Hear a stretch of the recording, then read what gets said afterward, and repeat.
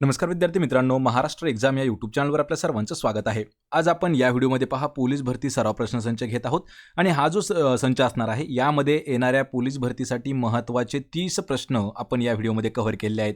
आणि मित्रांनो, हे जे 30 प्रश्न आहेत पहा, हे सर्व प्रश्न आपल्याला मागील वर्षी विचारण्यात आलेले आहेत. सोबतच यामध्ये पहा 2023 आणि 2022 या 2 वर्षाचा आपण करंट अफेअर्स देखील ॲड केलेला आहे. म्हणजे याचेही काही प्रश्न आपण या ठिकाणी घेतलेले आहेत. आपला हा 4था व्हिडिओ असणार आहे. यापूर्वी आपण 3 व्हिडिओ जे आहेत हे पोलीस भरतीवरती ऑलरेडी पोस्ट केलेले आहेत आणि आपल्याला दररोज जर असे 30 प्रश्नांचा एक व्हिडिओ पाहायचा असेल तर आपल्या महाराष्ट्र एक्झाम या यूट्यूब चॅनलला सबस्क्राईब करून ठेवा. म्हणजे तुम्हाला डेली व्हिडिओ अशा पद्धतीचे पाहायला मिळणार आहेत. आणि मित्रांनो, या व्हिडिओची जर आपल्याला PDF डाउनलोड करायची असेल तर महाराष्ट्र एक्झाम या नावाने आपलं एक टेलिग्राम चॅनल देखील आहे. त्याची लिंक मी तुम्हाला डिस्क्रिप्शनमध्ये दिली आहे. त्या ठिकाणी जाऊन आपण टेलिग्रामला देखील जॉईन करायचं आहे. चला तर व्हिडिओला सुरुवात करूया.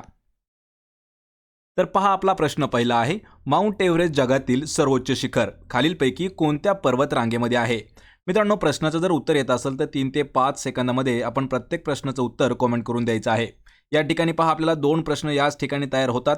तर जगातील सर्वात उंच शिखर कोणतं आहे? तर लक्षात ठेवायचे माउंट एव्हरेस्ट. लक्षात ठेवा, माउंट एव्हरेस्ट हे जगातील सर्वात उंच शिखर आहे. पण या ठिकाणी प्रश्न विचारलाय की ते खालीलपैकी कोणत्या पर्वत रांगेमध्ये आहे? तर या प्रश्नाचं उत्तर होईल पर्याय क्रमांक 2, जी नेपाळ हिमालय पर्वतरांग आहे त्यामध्ये स्थित आहे. पहा, माउंट एव्हरेस्ट हे जगातील सर्वोच्च शिखर. ऑप्शन क्रमांक 2 आपलं या प्रश्नाचं योग्य आन्सर होईल. प्रश्न क्रमांक 2 आहे, हिमाद्रीच्या उत्तरेला सिंधू व ब्रह्मपुत्रा नदी खोऱ्यांच्या पलीकडे स्थित असलेल्या पर्वत शृंखलेला काय म्हटले जाते? मित्रांनो, हा प्रश्न देखील इम्पॉर्टंट आहे. पहा, या ठिकाणी प्रश्न आपल्याला 2 तयार होतात. लक्षात ठेवा. तर हिमाद्रीच्या कोणत्या, सिंधू आणि ब्रह्मपुत्रा या ज्या 2 नद्या आहेत, नदी खोरे ज्या आहेत, या नदी खोऱ्यांच्या पलीकडे एक पर्वतरांग स्थित आहे किंवा एक पर्वतरांगेची एक साखळी आहे. तर त्या साखळीला काय म्हटलं जातं? आणि या प्रश्नाचं उत्तर होईल पर्याय क्रमांक 4, त्याला ट्रान्स हिमालय असं म्हटलं जातं. लक्षात ठेवायचं आहे, कारण हा जो प्रश्न आहे याचा उल्लेख आपल्याला MPSC मध्ये सुद्धा करण्यात आलेला होता. ट्रान्स हिमालय, जे की हिमाद्रीच्या उत्तरेला सिंधू आणि ब्रह्मपुत्रा ज्या नद्या आहेत त्या नद्यांच्या खोऱ्यांच्या पलीकडे स्थित असणारी एक पर्वतरांग आहे किंवा एक शृंखला आहे, ट्रान्स हिमालय. पर्याय क्रमांक 4 आपलं उत्तर होईल. प्रश्न क्रमांक 3 आहे, भारतातील सर्वोच्च शिखरांपैकी एक असलेले नंदादेवी शिखर हे भारताच्या कोणत्या राज्यामध्ये स्थित आहे? मित्रांनो, हा प्रश्न इम्पॉर्टंट असणार आहे, कारण या प्रश्नावरती पहा आपल्याला 4 वेळा प्रश्न विचारण्यात आलेला आहे. यातील हा जो प्रश्न आहे हा 2 वेळा वनरक्षक भरतीमध्ये सुद्धा विचारण्यात आलेला प्रश्न आहे आणि 1 वेळा हा प्रश्न आपल्याला पहा नगर परिषदमध्ये सुद्धा विचारण्यात आलेला आहे. त्यामुळे हा प्रश्न थोडासा इम्पॉर्टंट आहे आणि यामध्ये आपण जेवढे काही भारतातील सर्वोच्च पर्वत शिखरं आहेत किंवा सर्वोच्च शिखरं जे आहेत कोणत्या पर्वतरांगेमध्ये आहेत आणि कोणत्या राज्यामध्ये आहेत त्यावर आपण डीपमध्ये एक व्हिडिओ घेतलेला आहे. त्यामध्येच हा प्रश्न देखील आहे. तर लक्षात ठेवायचे पर्याय क्रमांक 1, उत्तराखंड या राज्यामध्ये आहे नंदादेवी शिखर. पर्याय क्रमांक 1 आपलं या प्रश्नाचं योग्य उत्तर होईल उत्तराखंड. प्रश्न 4था आहे, केंद्रीय निवडणूक आयुक्तांची नियुक्ती करण्याचे अधिकार हे खालीलपैकी कोणाकडे असतात? पहा, केंद्रीय निवडणूक आयुक्त यांची नियुक्ती करण्याचे जे अधिकार आहेत तर ते खालीलपैकी कोणाकडे असतात? या प्रश्नाचं उत्तर होईल पर्याय क्रमांक 3, तर राष्ट्रपती यांच्याकडे असतात. पहा, केंद्रीय निवडणूक आयुक्तांची नेमणूक करण्याचे अधिकार. पर्याय 3 आपलं उत्तर होईल राष्ट्रपती. सध्याच्या राष्ट्रपती जर विचारलं तर कोण आहेत? द्रौपदी मुर्मू. लक्षात ठेवायचे, प्रश्न हा महत्त्वाचा आहे. द्रौपदी मुर्मू ह्या सध्याच्या आपल्या राष्ट्रपती आहेत. पंतप्रधान आहेत पहा नरेंद्र मोदी हे पंतप्रधान आहेत. गृहमंत्री आहेत पहा अमित शहा आणि राष्ट्रपती द्रौपदी मुर्मू. पर्याय क्रमांक 3 आपलं उत्तर होईल. प्रश्न 5वा आहे, महाराष्ट्रात महिला विकासासाठी तळमळीने कार्य करणाऱ्या सेवाभावी व्यक्ती व संस्था यांना कोणता पुरस्कार दिला जातो? मित्रांनो, प्रश्न हा 2021ला देखील पोलीस भरतीमध्ये विचारण्यात आलेला होता. म्हणजे 2023 मध्ये जी भरती झाली त्यामध्ये हा प्रश्न आलेला आहे. लक्षात ठेवा, महाराष्ट्रात आपल्या महिला विकासासाठी जे लोक काही कार्य करतात अशा महत्त्वाच्या असणाऱ्या व्यक्ती आणि ज्या काही महत्त्वाच्या सेवाभावी संस्था आहेत त्यांना एक पुरस्कार दिला जातो. तर तो पुरस्कार कोणता आहे? आणि या प्रश्नाचं उत्तर होईल पर्याय क्रमांक 3, तर अहिल्याबाई होळकर हा जो पुरस्कार आहे हा दिला जातो पहा आपल्या राज्यामध्ये महिला विकासासाठी कार्य करणाऱ्या सेवाभावी संस्था किंवा व्यक्तींना. पर्याय क्रमांक 3 आपले योग्य उत्तर होईल अहिल्याबाई होळकर. प्रश्न क्रमांक 6वा आहे, खालीलपैकी कोणते शहर कृष्णा पंचगंगा नद्याच्या संगमावरती वसलेला आहे? हा प्रश्न सर्वात महत्त्वाचा आहे, कारण आतापर्यंत 8 ते 9 वेळा प्रश्न हा विचारण्यात आलेला आहे. लक्षात ठेवा, कृष्णा आणि पंचगंगा या नद्यांच्या संगमावर वसलेलं शहर खालीलपैकी कोणतं आहे? तर याचं उत्तर होईल पर्याय क्रमांक 4 नरसोबाची वाडी हे जे शहर आहे हे कृष्णा पंचगंगा नद्यांच्या संगमावरती आहे. पर्याय क्रमांक 4 आपलं उत्तर होईल. प्रश्न क्रमांक 7 आहे सह्याद्रीच्या पर्वतरांगांमध्ये आढळलेल्या एका दुर्मिळ वनस्पतीला कोणत्या नेत्याचे नाव देण्यात आलं आहे? मित्रांनो, हा प्रश्न आपल्याला विचारला होता. पहा, करंट अफेअर्ससाठी हा प्रश्न होता. तर सह्याद्रीच्या पर्वतरांगामध्ये एक वनस्पती आढळलेली आहे आणि ती जी वनस्पती आहे ती दुर्मिळ असणारी एक वनस्पती आहे आणि त्या वनस्पतीला खालीलपैकी एका नेत्याचं नाव देण्यात आलेलं आहे. तर तो नेता कोणता आहे? या प्रश्नाचं उत्तर होईल पहा पर्याय क्रमांक 1 तर शरद पवार हे जे नेते आहेत तर यांचं नाव आहे एका वनस्पतीला देण्यात आलेलं आहे जी की सह्याद्रीच्या पर्वतरांगेमध्ये आढळलेली एक दुर्मिळ वनस्पती होती. पर्याय 1 आपलं या प्रश्नाचं योग्य उत्तर होईल. प्रश्न क्रमांक 8 आहे भारतातील हजारीबाग राष्ट्रीय उद्यान खालीलपैकी कशासाठी प्रसिद्ध आहे? या ठिकाणी आपल्याला पहा प्रश्न नेहमी विचारले जातात. प्रश्न कशा पद्धतीने विचारले जातात? राष्ट्रीय उद्यान कोणत्या शहरामध्ये आहे किंवा कोणत्या शहरामध्ये हे राष्ट्रीय उद्यान आहे. दुसरं म्हणजे ते जे राष्ट्रीय उद्यान आहे किंवा अभयारण्य आहे ते खालीलपैकी कशासाठी प्रसिद्ध आहे असा प्रश्न आपल्याला नेहमी विचारला जातो. तर भारतातील कोणतं आहे हजारीबाग राष्ट्रीय उद्यान जे आहे तर ते कशासाठी प्रसिद्ध आहे? लक्षात ठेवायचे मित्रांनो, ते वाघ या प्राण्यासाठी प्रसिद्ध आहे हजारीबाग. पर्याय क्रमांक 2 आपलं उत्तर होईल. प्रश्न क्रमांक 9 आहे संयुक्त राष्ट्रांनी खालीलपैकी कोणत्या दिवशी मानवी हक्काचा सार्वजनिक जाहीरनामा प्रसिद्ध केला होता? प्रश्न इम्पॉर्टंट आहे. संयुक्त राष्ट्र संघ जे आहे किंवा संयुक्त राष्ट्रांनी कोणत्या दिवशी मानवी हक्काचा सार्वजनिक जाहीरनामा प्रसिद्ध केला?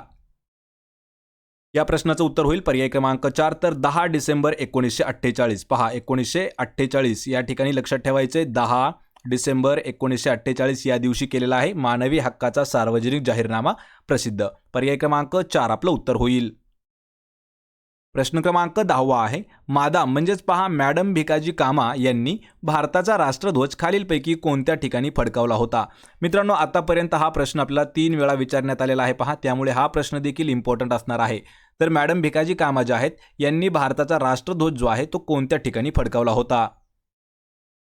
या प्रश्नाचं योग्य उत्तर होईल पर्याय क्रमांक 2 तर स्टुटगार्ड हे जे ठिकाण आहे या ठिकाणी त्यांनी भारताचा राष्ट्रध्वज जो आहे तो फडकवलेला आहे. पर्याय क्रमांक 2 आपलं या प्रश्नाचं योग्य उत्तर होईल. प्रश्न क्रमांक 11 आहे विधान परिषदेवर डॅश सभासद शिक्षक मतदारसंघातून निवडले जातात? आतापर्यंत हा प्रश्न आपल्याला 2 वेळा विचारण्यात आलेला आहे. पहा विधान परिषदेवर किती सभासद जे असतात हे शिक्षक मतदारसंघामधून निवडले जातात. तर याचं उत्तर काय होईल?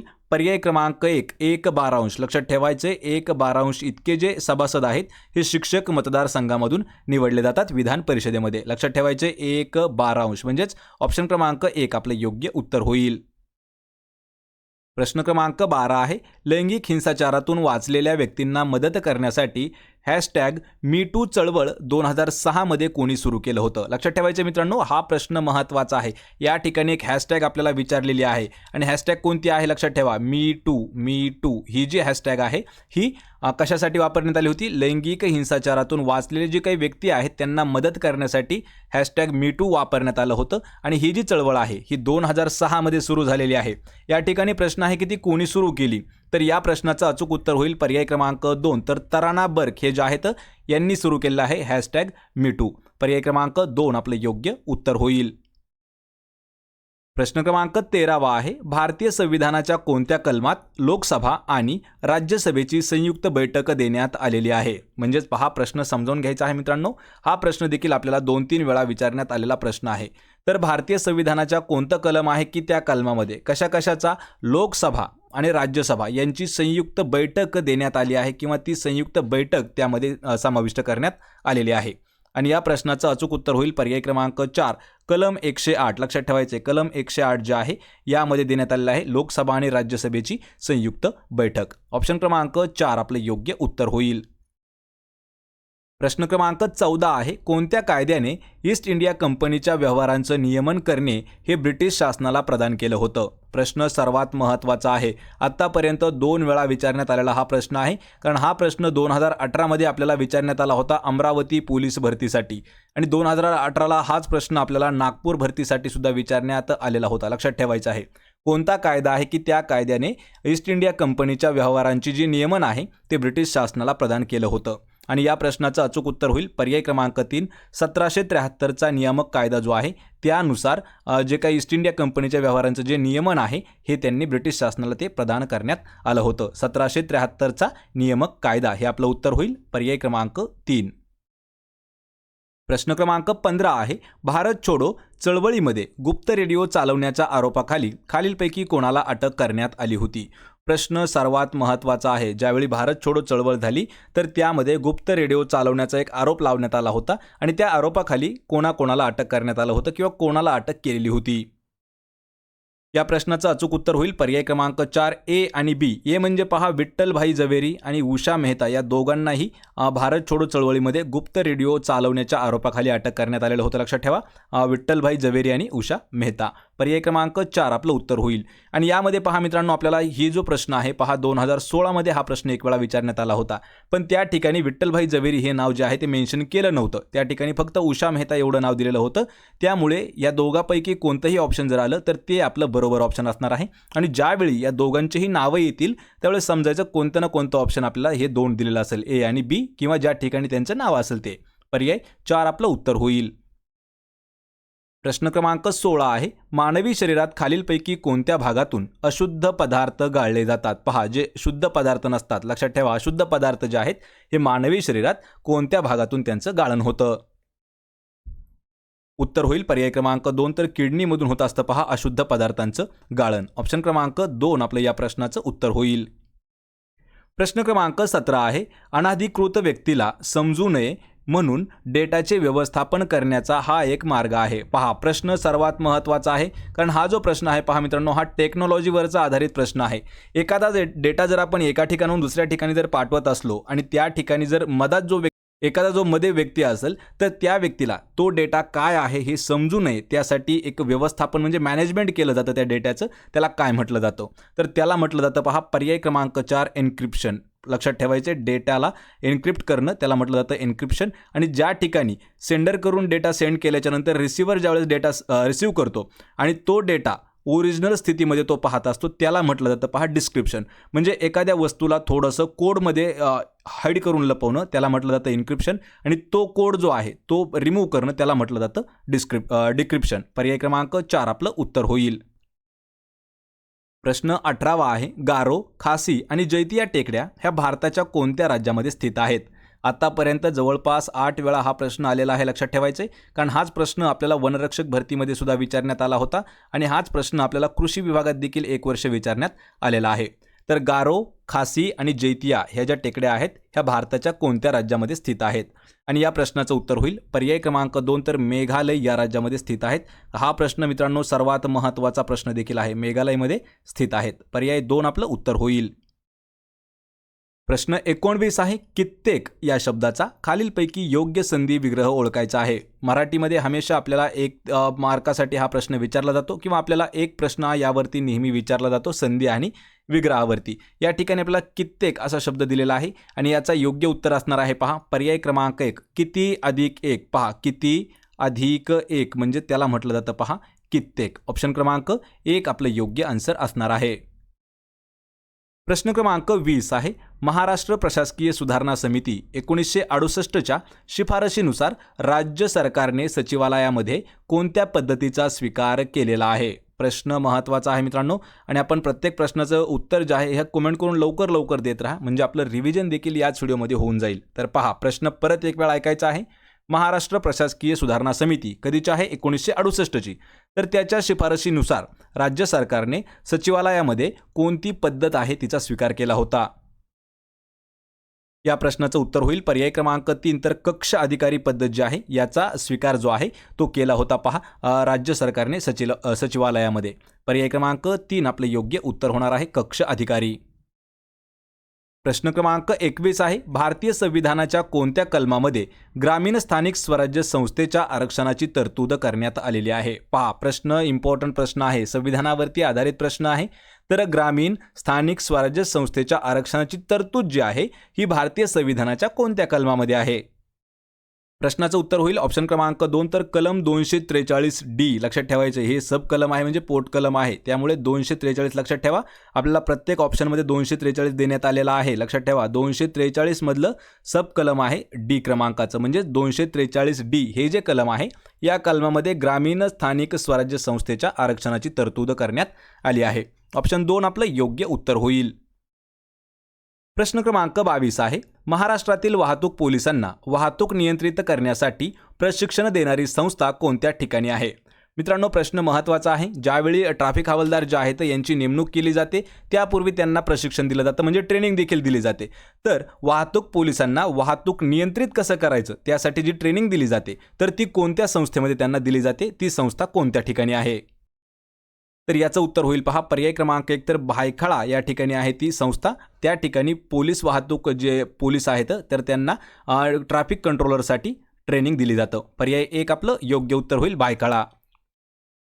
प्रश्न क्रमांक 23 आहे, जुन्या संसद भवनासाठी पंतप्रधान नरेंद्र मोदी यांनी कोणते नाव सुचवलेले आहे? लक्षात ठेवायचं आहे, सध्या आपल्या 2 संसद भवन जे आहेत सध्या भारतामध्ये स्थित आहेत, पण जे जुनं संसद भवन आहे तर त्याला नरेंद्र मोदी यांनी एक नाव दिलं आहे, ते कोणतं आहे?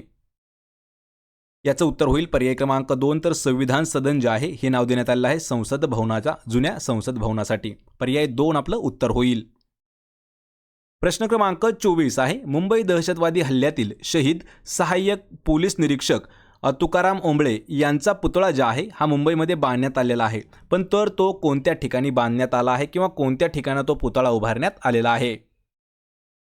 या प्रश्नाचं उत्तर होईल पर्याय क्रमांक 3 गिरगाव चौपाटी या ठिकाणी. लक्षात ठेवायचं मित्रांनो, जो 26/11/2008 मध्ये मुंबईला हल्ला झाला होता मुंबईमध्ये, तर त्या ठिकाणी एक शहीद सहाय्यक पोलीस निरीक्षक होते तुकाराम ओंबळे, आणि यांचा पुतळा जो आहे तो मुंबईमध्ये गिरगाव चौपाटी या ठिकाणी उभारण्यात आलेला आहे. ऑप्शन क्रमांक 3 आपलं या प्रश्नाचं योग्य उत्तर होईल.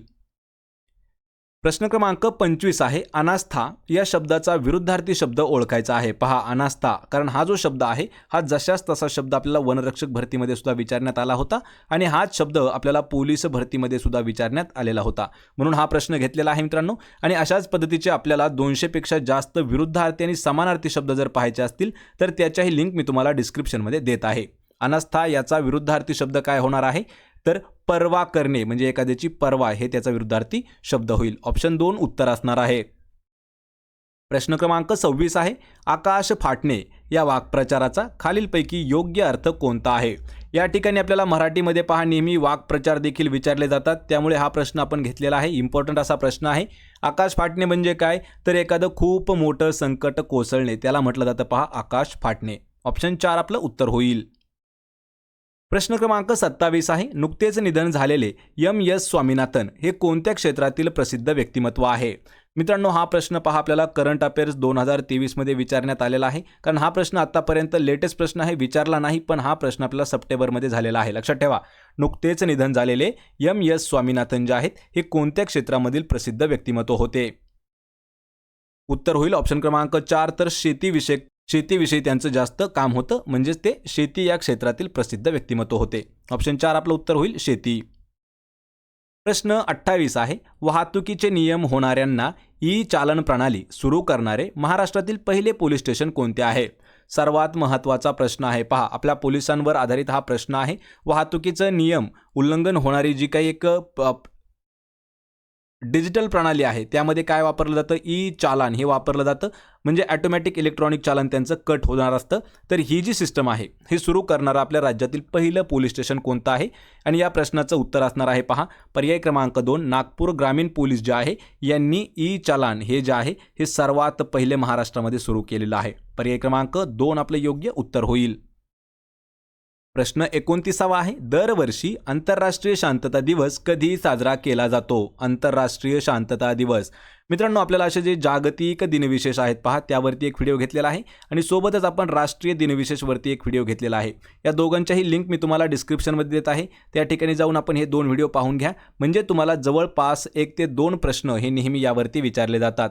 आंतरराष्ट्रीय शांतता दिन हा जो आहे हा पर्याय क्रमांक 3 21 सप्टेंबरला साजरा केला जातो. लक्षात ठेवा, आंतरराष्ट्रीय शांतता दिवस पर्याय क्रमांक 3 उत्तर होईल. या व्हिडिओचा आपला शेवटचा प्रश्न आहे. प्रश्न क्रमांक 30. 27 जानेवारी 2020 रोजी मंत्रिमंडळाच्या बैठकीत कोणत्या राज्याचा विधानसभा बरखास्त करण्याच्या निर्णयाला मंजुरी देण्यात आलेली होती? पहा, कधी आहे? 27 जानेवारी 2020 या तारखेला मंत्रिमंडळाने एक बैठक घेऊन त्या ठिकाणी खालीलपैकी असं कोणतं राज्य आहे की त्या राज्याची विधानसभा बरखास्त करण्याचा जो निर्णय आहे त्याला मंजुरी दिली होती? आणि या प्रश्नाचं उत्तर होईल ऑप्शन क्रमांक 2. तर आंध्र प्रदेश जी विधानसभा आहे तर ती बरखास्त करण्याची मंजुरी जी आहे त्या निर्णयाला मंजुरी दिली होती 27 जानेवारी 2020 मध्ये. पर्याय 2 आपलं उत्तर होईल आंध्र प्रदेश. तर मित्रांनो, हे होते पहा महत्त्वाचे 30 प्रश्न. या 30 प्रश्नापैकी किती प्रश्नाचे उत्तर दिले आपण कमेंट करून मला ते सांगायचं आहे, म्हणजे आपलं रिव्हिजन कसं आहे हे देखील आम्हाला समजून जाईल. व्हिडिओ जर आवडला तर व्हिडिओला लाईक करा, आपल्या मित्रामध्ये हा व्हिडिओ शेअर करा आणि आपल्या महाराष्ट्र एक्झाम या यूट्यूब चॅनलला देखील सबस्क्राईब करून ठेवा. म्हणजे मित्रांनो, येणारे जेवढे काही व्हिडिओज आहेत आपल्याला हे डेली या ठिकाणी पाहायला मिळतील. आणि सोबतच प्रत्येक व्हिडिओची PDF जर आपल्याला डाउनलोड करायची असेल फ्रीमध्ये तर आपलं पहा महाराष्ट्र एक्झाम या नावाने आपलं टेलिग्राम चॅनल देखील आहे, त्याला जॉईन करायचं आहे. त्याची देखील लिंक मी तुम्हाला डिस्क्रिप्शनमध्ये दिलेली आहे. आपण भेटूया पुढच्या एका अशाच नवीन व्हिडिओमध्ये. तोपर्यंत जय हिंद, जय महाराष्ट्र.